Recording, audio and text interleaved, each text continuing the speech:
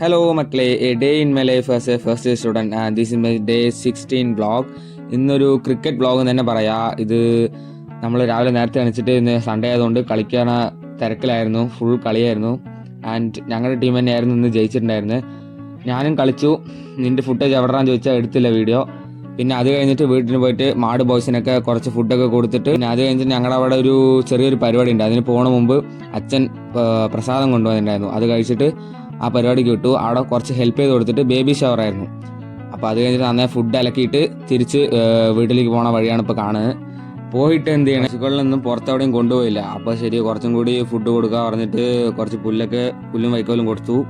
പിന്നെ കുറച്ച് നേരം റെസ്റ്റ് എടുത്തിട്ട് പിന്നെയും വൈകുന്നേരം ഒരു മാച്ച് ഇട്ടു. ഇന്ന് ഞാൻ കുറച്ചൊക്കെ കളിച്ചു. എന്താ വെച്ചാൽ ഞാൻ ഒരു 6 അടിച്ചുള്ളൂ.